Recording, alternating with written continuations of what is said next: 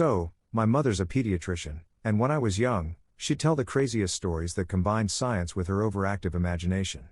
One of the stories she told was that if you eat a lot of salt, all of the blood rushes up your legs, through your body, and shoots out the top of your head, killing you instantly. She called it high blood pressure. This was my first experience with science fiction, and I loved it. So when I started to write my own science fiction and fantasy, I was surprised that it was considered un-African. So naturally, I asked, what is African? And this is what I know so far: Africa is important. Africa is the future. It is, though. And Africa is a serious place where only serious things happen. So, when I present my work somewhere, someone will always ask, what's so important about it? How does it deal with real African issues like war, poverty, devastation, or AIDS? And it doesn't. My work is about Nairobi pop bands that want to go to space or about 7-foot-tall robots that fall in love. It's nothing incredibly important. It's just fun, fierce and frivolous as bubble gum, Afro bubble gum.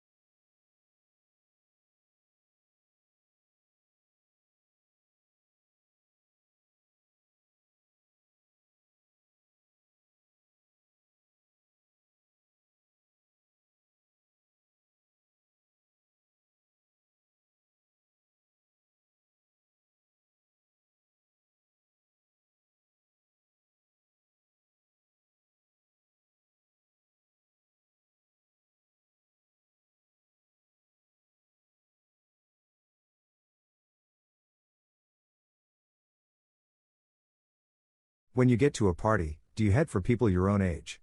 Have you ever grumbled about entitled millennials? Have you ever rejected a haircut or a relationship or an outing because it's not age appropriate? For adults, there's no such thing. All these behaviors are ageist. We all do them, and we can't challenge bias unless we're aware of it. Nobody's born ageist, but it starts at early childhood, around the same time attitudes towards race and gender start to form, because negative messages about late life bombard us from the media and popular culture at every turn. Right? Wrinkles are ugly. Old people are pathetic. It's sad to be old. Look at Hollywood. A survey of recent Best Picture nominations found that only 12% of speaking or named characters were age 60 and up, and many of them were portrayed as impaired. Older people can be the most ageist of all because we've had a lifetime to internalize these messages and we've never thought to challenge them. I had to acknowledge it and stop colluding. Senior moment quips, for example, I stopped making them when it dawned on me that when I lost the car keys in high school, I didn't call it a junior moment.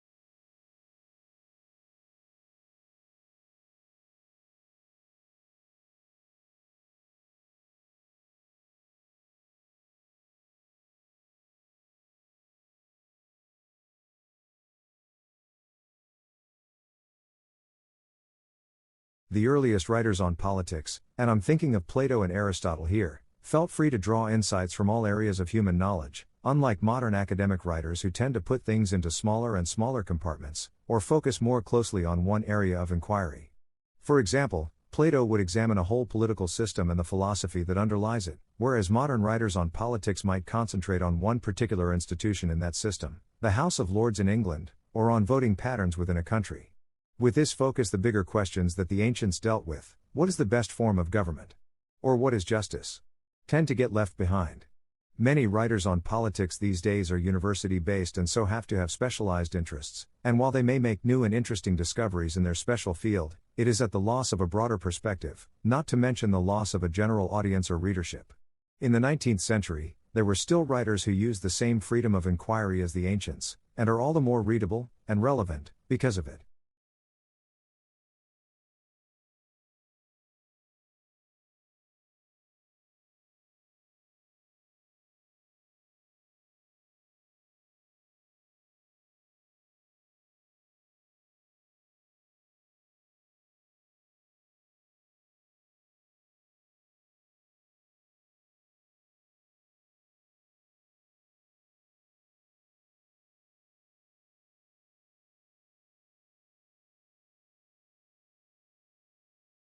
Children's natural desires lie primarily in the realm of sensation.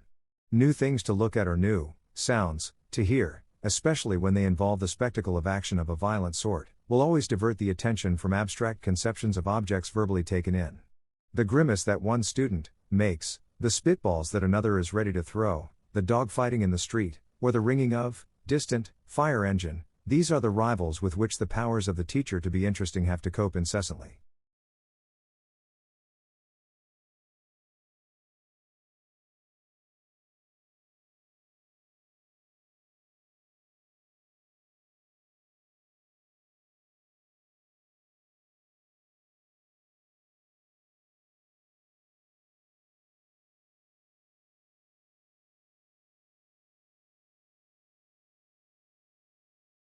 The child will always be more concerned in what a teacher is doing than what the same teacher is saying.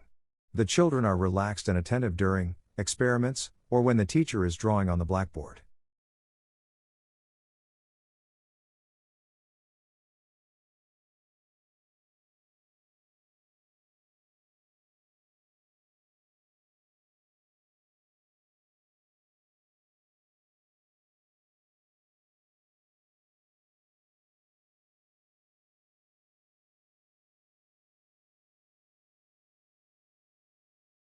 Switzerland in watchmaking followed precisely the example of Germany in clockmaking. It commenced there in the 17th and culminated in the 19th century. Many thousands of its population were engaged in the business, and it flourished under the fostering care of the government by the establishment of astronomical observations for testing, the adjustment of the best watches, the giving of prizes, and the establishment and encouragement of schools of horology conducted on thorough scientific methods. A quarter of a century ago it was estimated that in Switzerland 40,000 persons out of a population of 150,000 were engaged in watchmaking, and that the annual production sometimes reached 1,600,000 completed movements. The whole world was their market. The United States alone was importing 134,000 watches annually from that country.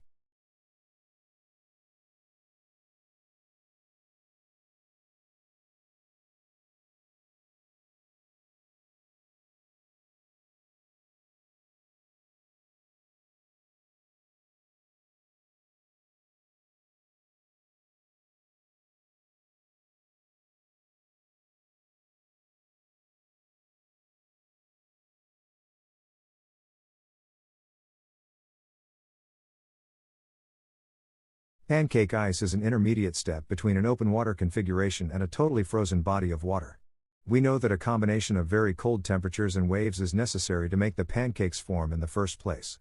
After these waves make it form, there's an entire spectrum, so a wide collection of frequency waves that they would encounter, whether they be from wind shear or they be from that the ocean long slow waves.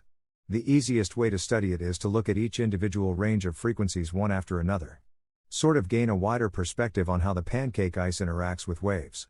The ultimate aim of our research is to better inform the meteorological modelers of the world who are looking at Antarctica as well as the Arctic and some of the other cold regions of the world. We're conducting work in the sea ice wind-wave interaction facility here at insigniaove. It was designed by the head of our department, Jason Monti. He had the foresight to use a modular design, which means there are individual sections that are stacked together, so since we're built to the space that we have in this lab right now. When we move to Fisherman's Bend, we can extend our model in a few more sections to make it much longer. And that will enable us to have longer run times, have more developed waves, as well as add some other possibilities of study.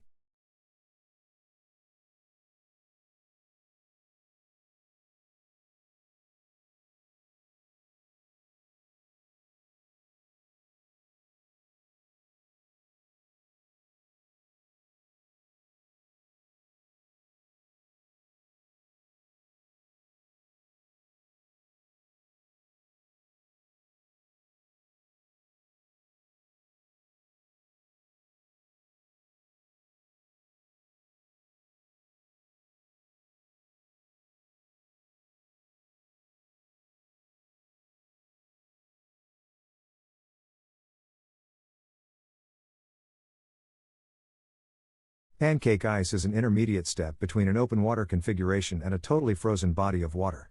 We know that a combination of very cold temperatures and waves is necessary to make the pancakes form in the first place. After these waves make it form, there's an entire spectrum, so a wide collection of frequency waves that they would encounter, whether they be from wind shear or they be from that the ocean long slow waves. The easiest way to study it is to look at each individual range of frequencies one after another. Sort of gain a wider perspective on how the pancake ice interacts with waves. The ultimate aim of our research is to better inform the meteorological modelers of the world who are looking at Antarctica as well as the Arctic and some of the other cold regions of the world.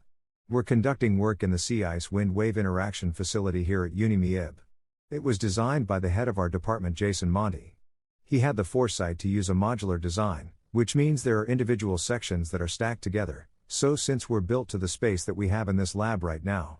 When we move to Fisherman's Bend, we can extend our model in a few more sections to make it much longer. And that will enable us to have longer run times, have more developed waves, as well as add some other possibilities of study.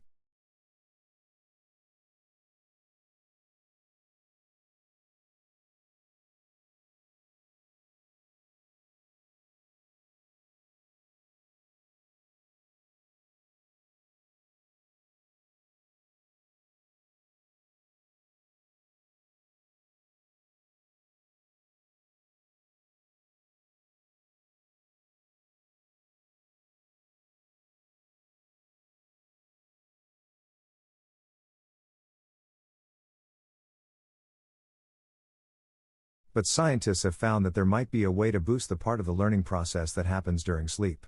Sleep plays a vital role in how you create and store memories. While you're awake, you learn all sorts of new stuff, taking in facts and experiences just from going about your everyday life. That's when your brain encodes memories, making new connections between neurons so you can remember it all later. Then, when you go to sleep, your brain goes through the consolidation phase of memory formation. Scientists aren't totally sure how that works, but they think your brain turns all that stuff you just learned into solid, long-term memories by reactivating them and strengthening those.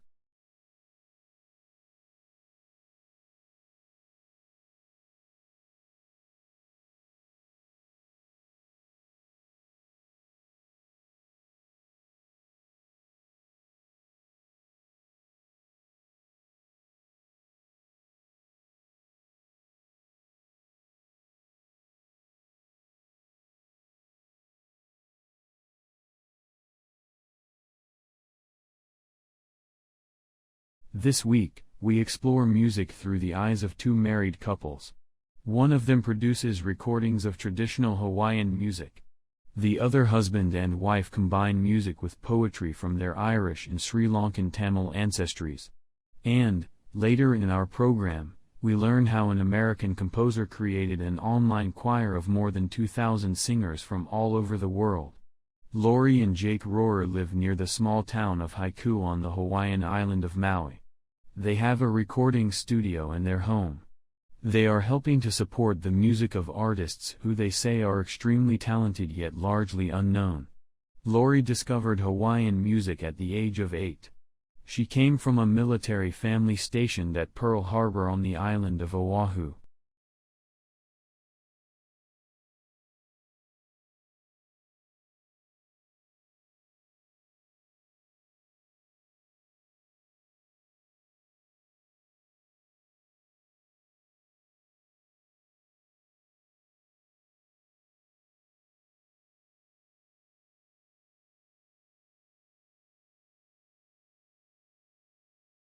Today we tell about Kurt Vonnegut, a writer and thinker who shook up the country with his unusual writing style and subjects. He helped energize huge numbers of young people to protest the Vietnam War and to always question the powers that be. It took Kurt Vonnegut about 25 years to write his most famous book, Slaughterhouse-Five. It was published in 1969. The book remains required reading in high school and college English classes across the country. It includes this description of the firebombing of Dresden, Germany, by Allied forces during World War II, as witnessed by a soldier named Billy Pilgrim.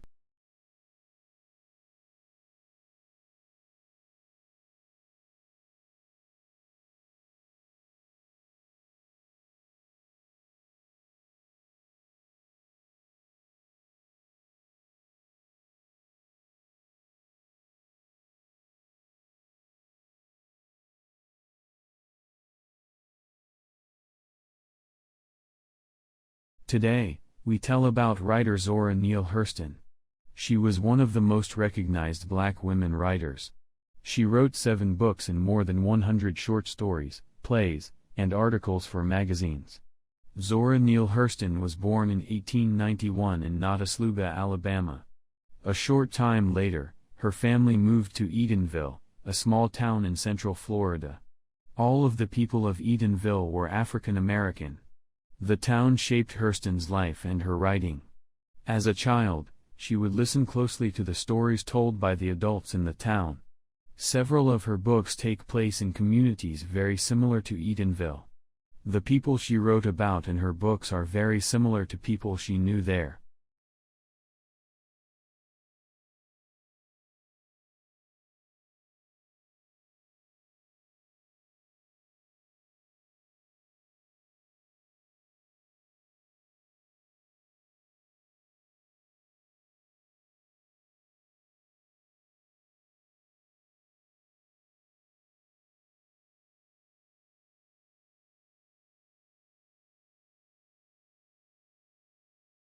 Student concession cards can be obtained by completing an application form.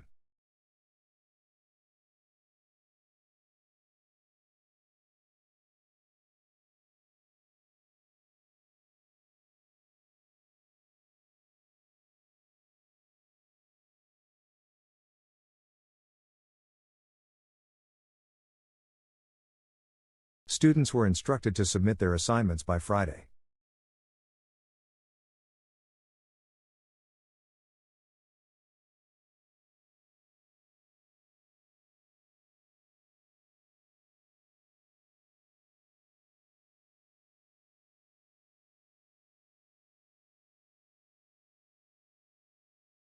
Mutually exclusive events can be described as either complementary or opposite.